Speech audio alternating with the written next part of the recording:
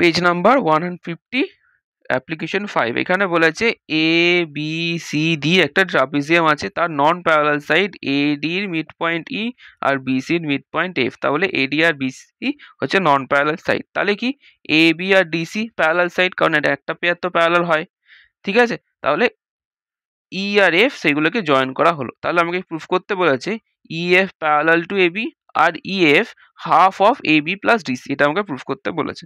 তাহলে এটা প্রুফ করার জন্য আমাকে একটা কনস্ট্রাক্ট করতে হবে, সেটা কি ডি থেকে ডি আর এফ জয়েন করতে হবে, তারপর সেটাকে এক্সটেন্ড করতে হবে আর এ বিকেও এক্সটেন্ড করব। তাহলে এই দুটোকে যদি এক্সটেন্ড করা হয় সেটা যে পয়েন্টে মিট করবে সেটাকে আমি নাম দেবো জি, ঠিক আছে। এটা হচ্ছে কনস্ট্রাকশন, মানে ডিএফ কে জয়েন করে এক্সটেন্ড করব আর এ বিকেও এক্সটেন্ড করব, তাহলে তারা যেখানে মিট করছে সেটাকে নাম দেবো জি, ঠিক আছে। এগুলো কনস্ট্রাকশন। এবার আমি প্রুফটা বলছি। এখানে কি প্রথমে আমি এই দুটো ট্রায়াঙ্গেল ডিএফসি আর বিএফজি এই দুটো ট্রায়াঙ্গেলকে আমরা দেখব। তাহলে in triangle DFC and triangle BFG, সেখানে কি এক নম্বর দেখ আগেরটাতে বলেছিল এফটা মিড পয়েন্ট অফ বিসি, তাই তো। তাহলে এখান থেকে কি বলা যায় বিএফ ইকুয়াল টু সিএফ, যেহেতু মিড পয়েন্ট, তাই এটা লিখবো BF equal to CF by FC, যা ইচ্ছা লেখা যায়, প্রবলেম নেই, ঠিক আছে।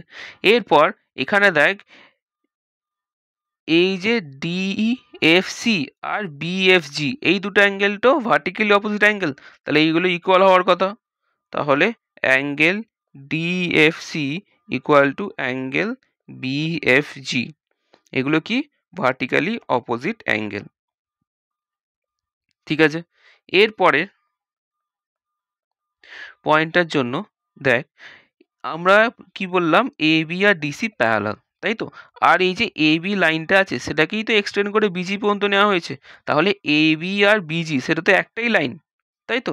তাহলে যদি এ বি প্যারালাল ডিসি হয় তাহলে ডিসি আর বিজি সেগুলো প্যারালাল হবে, ঠিক আছে।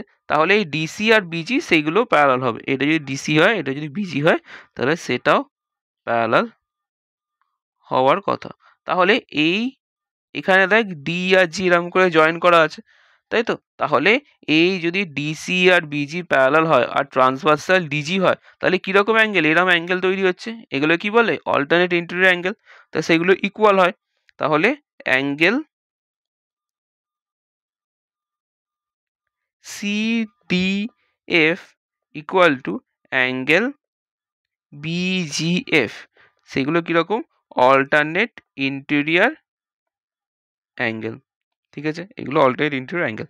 তাহলে দেখ দুটো অ্যাঙ্গেল আর একটা সাইড ইকুয়াল হয়েছে, তাহলে এই দুটো ট্রায়াঙ্গেল কংগ্রুয়েন্ট হবে। তার মানে ডিএফসি কংগ্রুয়েন্ট ট্রায়াঙ্গেল বিএফজি কি প্রপার্টিতে by angle angle side, angle angle side, ঠিক আছে। অ্যাঙ্গেল অ্যাঙ্গেল সাইড প্রপার্টি অনুযায়ী এই দুটো কংগ্রুয়েন্ট।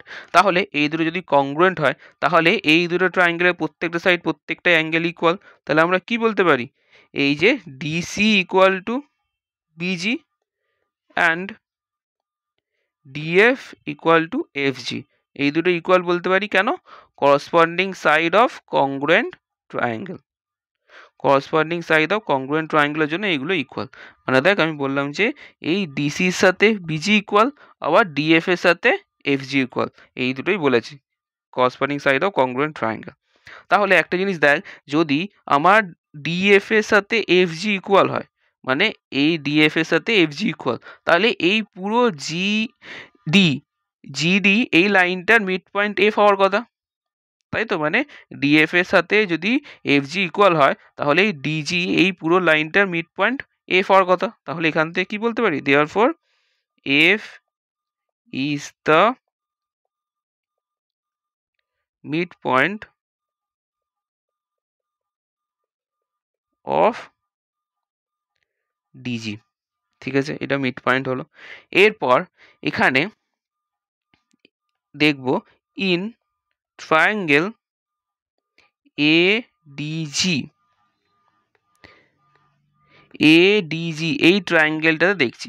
এখানে এডির মিড পয়েন্ট ডি আমাকে গিভেন ছিল, আর এই মাত্র বার করলাম ডিজির মিড পয়েন্ট এফ। তাহলে ই আর এফ সেটা মিড পয়েন্ট হচ্ছে এই ট্রায়াঙ্গেলের দুটো। তাহলে এই দুটোকে যদি জয়েন করা হয় তাহলে সেটা থার্ড সাইড, মানে এজির হাফ হবে, আবার এজির সেটা প্যারালালও হবে, তাই তো? তাহলে এইগুলো যদি মিড পয়েন্ট হয় তাহলে আমরা কি বলতে পারি?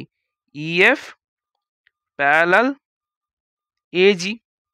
তাহলে সেম ভাবে দেখ, এজি এই যে পুরো লাইনটা আছে সেইটাই সেই একই লাইন হচ্ছে এবি, মানে এজি যে লাইন এবিও একই লাইন।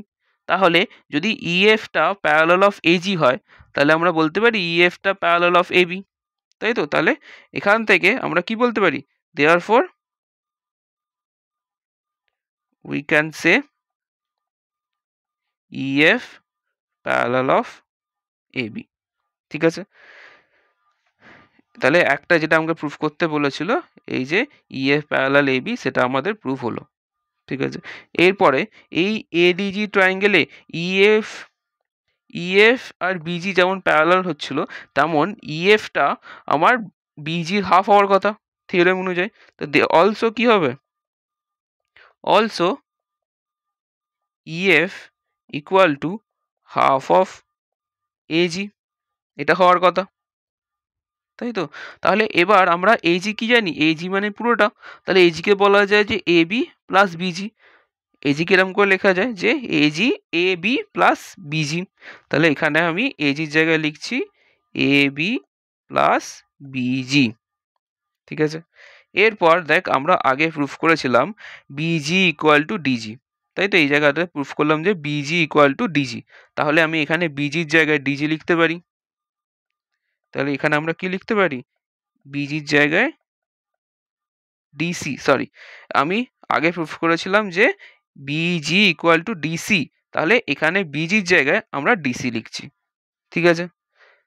তাহলে এখানে দেখ, আমাকে যে সেকেন্ড প্রুফটা বলেছিল E F equal to half of A B plus DC, সেটা এখানে প্রুফ হয়ে গেল। ঠিক আছে? এখানে লিখে দে therefore E F equal to half of A B plus DC. তাহলে এটাই আমাকে প্রুফ করতে বলেছে, এই দুটো, তাহলে আমাদের প্রুফড হয়ে গেল। এটা একটা প্রুফড, আর এটা একটা প্রুফড। ঠিক আছে? এইগুলো আমি বোঝানোর জন্য বললাম। এবার বইতে যেমন করে construction given required to proof এরকম করে লেখা আছে সেগুলোই লিখতে হবে।